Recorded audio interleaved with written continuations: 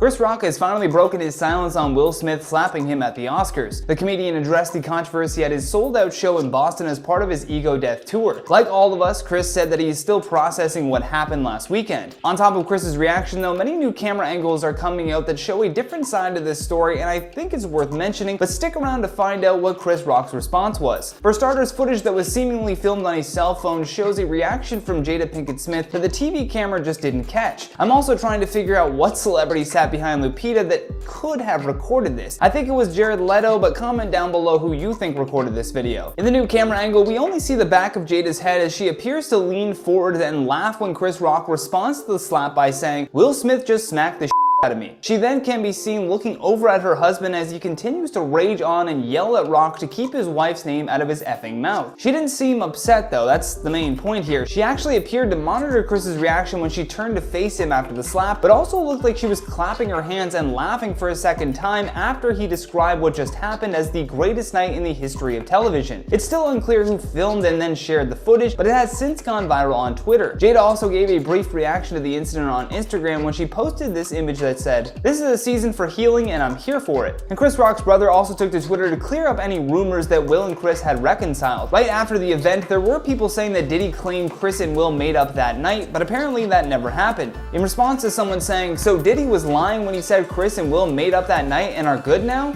Tony simply replied, "Yep." And the Academy also issued a direct apology to Chris Rock and admitted that they could have handled the situation better. As per a statement to Deadline, a spokesperson said, "The Board of Governors today initiated disciplinary proceedings against Mr. Smith for violations of the Academy's standard of conduct, including inappropriate physical contact, abusive or threatening behavior, and compromising the integrity of the Academy." They continue by saying, "Consistent with the Academy standards of conduct as well as California law, Mr. Smith is being provided at least 15 days notice of a vote regarding his violations and sanctions and the opportunity to be heard beforehand by means of a written response. At the next board meeting on April 18th, the Academy may take any disciplinary action which may include suspension, expulsion, or other sanctions permitted by the bylaws and standards of conduct."